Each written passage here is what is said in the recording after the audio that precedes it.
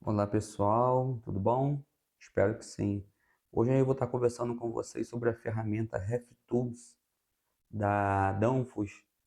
Eu cheguei a comentar com ela num dos vídeos que eu fiz, né, no final de semana para auxiliar a galera que tem dificuldade de saber qual é a determinada faixa de pressão que determinado gás trabalha, na baixa, na alta. Tem gente que se enrola muito com isso e por não ter essa informação, às vezes prefere gravar valores de cada gás. E eu digo que isso não é o melhor caminho. Então, vou estar explicando aqui para vocês como você consegue ter essa percepção de qual pressão é para cada gás, sem necessidade de ficar decorando valores de pressão em si, tá bom? Então, vamos lá. Nós vamos aqui no Play Store. Aqui, ó, e você vai procurar por essa ferramenta aqui, ó, RefTools. Vai digitar RefTools, vai aparecer justamente esse ícone. Vai abrir. Assim que você abrir ele vai vir para essa tela aqui, ó. Essa aqui é a tela principal, a régua de refrigerante. Ele tem outros recursos aqui no aplicativo, tá, pessoal? Mas o que eu mais uso é essa régua de refrigerante e esse Magnet Tools aqui. Eu vou explicar o que é ele daqui a pouco. Mas ele tem seletor de válvula de expansão, ele tem seletor de filtro secador. Você consegue aqui, através dessa segunda opção, localizar um produto da Danfoss, entrar aqui, mas você quer ver o quê? Quer ver válvula, compressor, controles eletrônicos, unidade condensadora. Então você tem toda uma gama aqui de material que você consegue ter acesso, tá? Através do aplicativo deles, tá? Mas o que eu mais uso, vamos voltar aqui e falar dele, é o régua de refrigerante. Vamos lá, vamos adiante. Chegou numa loja amanhã. Primeira coisa a saber, qual é o tipo de gás da máquina que você vai mexer. Diego, a máquina de resfriado e o gás lá é 404. Beleza, você vai ver aqui onde está propano ali, ó, é 290, você vai mudar ali para 404. Show de bola. Ah, Diego, eu quero saber qual a pressão de trabalho na baixa dele, né, na evaporação. A quanto ele tem que evaporar? Então você vai botar aqui, ó, -8. Ponto. Eu já vou falar dessa função aqui, ó, do Dill e do Bubble. Dill, Bubble. Logo embaixo do gás tá essa função de Dill e Bubble. Já já vou falar dela para vocês entenderem melhor. Mas coloca na cabeça de vocês por enquanto. Falou de pressão de baixa, pressão de evaporação, a quanto o sistema tem que evaporar, é Dill. Dill. Falou de alta, eu quero saber quanto ele quer condensar, qual a pressão de condensação. Aí você vai mudar aqui para Bubble, beleza? Vamos supor que agora você mudou de loja, você foi para uma outra loja, que na outra loja é R22. É R22. Porém, nessa outra loja que você chegou, lá era congelado. Vamos supor que era R22 congelado. Um exemplo. Tá aqui, ó. -28. E esses valores que eu estou passando para vocês, pessoal, de -28 e -8, foi algo que eu já falei para vocês em vídeo anterior. Pessoal, evaporação de resfriado é sempre nessa faixa, -8, -10, -12, ele fica nessa faixa. Estranho quando você chega na loja e tiver algo diferente disso. Para congelado, o mesmo vale. Evaporação de congelado, -28, -30, -32. Ele fica nessa faixa sempre, entendeu? Pode ser que esteja evaporando abaixo de -32, pode ser que a máquina esteja mal regulada. Ou está evaporando acima de -28. Mesma coisa, pode ser que a máquina esteja mal regulada. O ideal é ele ficar nessa faixa aí, né? Então você percebe que independente do gás que eu coloco aqui, eu posso mudar, eu colocar qualquer gás e a temperatura dele de regime aqui, ó, que eu tenho uma pressão. Ele me dá a pressão ali em bar, ali, ó, 2,79.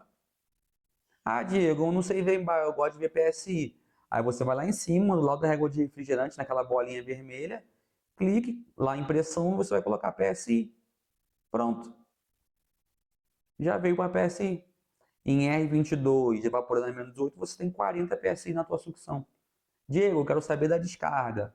Ok, você vai colocar aqui, ó, 40 graus de descarga. Ela também fica nessa faixa entre 38 e 45. Não foge disso também a condensação quando se trata desses gases mais comuns, né? Salvo no caso do CO2, que o CO2 a gente sabe, alguns sabem, outros não. Quem não souber vai ficar sabendo agora. Ele condensa na faixa de entre 0 e -5. Vou colocar ele aqui, ó, R744. Cadê? Coloquei aqui, 744.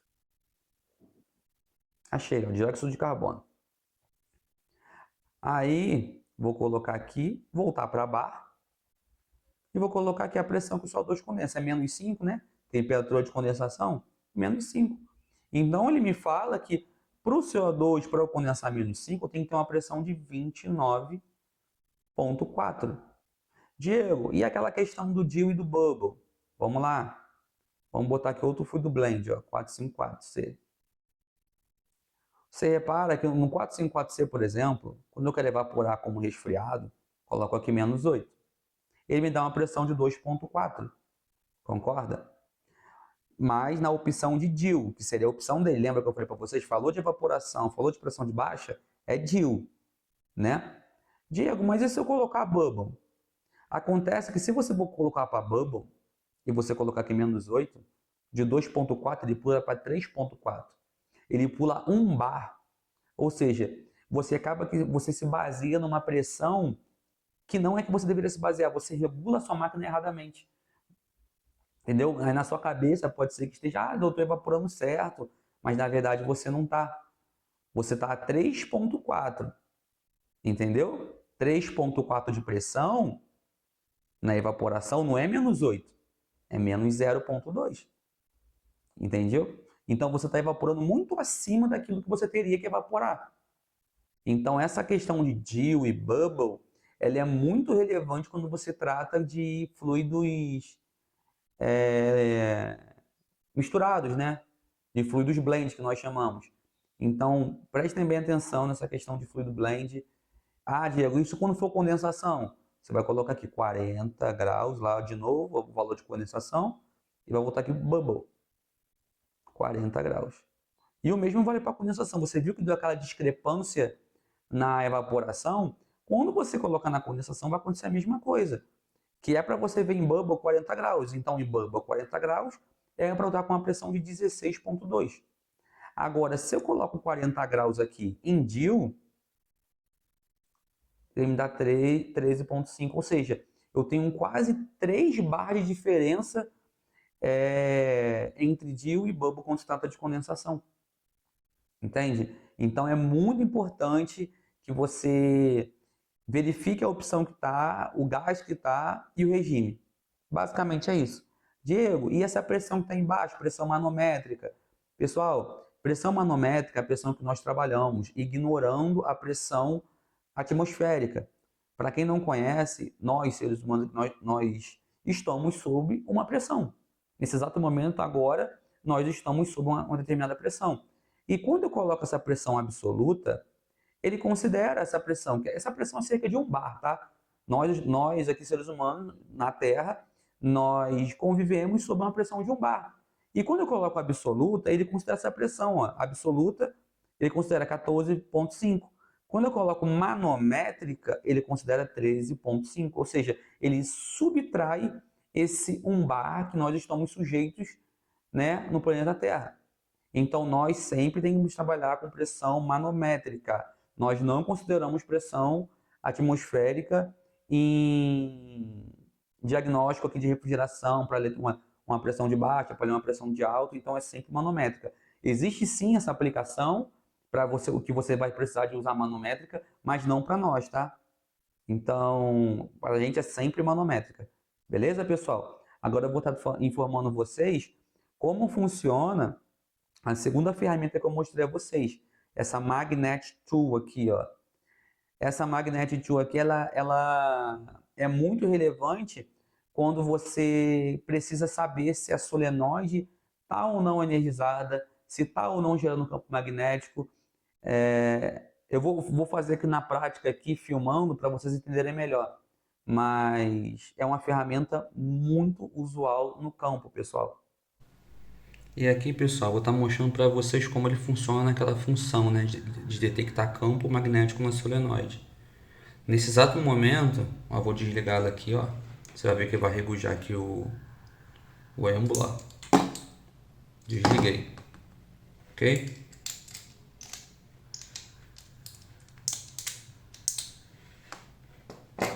Desliguei ela. Vou botar o celular aqui em cima para vocês verem, ó. Tá vendo? Não tem o campo magnético. Tá vendo? Ele não gira. Ou seja, ele está detectando que aqui não há tensão chegando, que não há campo magnético sendo gerado pela solenoide, ó. Agora eu vou colocar de novo aqui, ó, o êmbolo. Eu já falei para você, né? Logo ela faz aquele barulho e faz a força chão empurrando o êmbolo para dentro, né? Ó. Liguei, acionou o êmbolo e ó.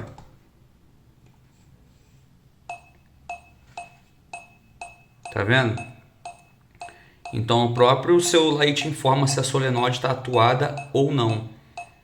Né? Agora eu vou desligar aqui, ó. Vou simular que eu desliguei. Deixa eu colocar aqui, ó. Simulei que eu desliguei. E ele me fala que eu não tenho mais campo magnético. Ou seja, para quem não tem muita afinidade com elétrica, essa ferramenta é uma ferramenta muito interessante para você chegar a algum diagnóstico. Por exemplo, o compressor está recolhendo. Como é que você faz para saber se a linha de líquido realmente está liberada pela solenoide? Esse aplicativo que ele pode te ajudar. Um tempo atrás usava-se uma chavezinha, né, que a Beats até fornecia. Você aproximava aquela chave da bobina e girava. A mesma coisa que acontece daqui. Girava como se fosse uma bússola, né? Ficava girando. Aí agora eles automatizaram. Agora a gente consegue ver tudo através do celular. Tá bom? É um recurso muito interessante aí para quem trabalha aí na rua com diagnóstico.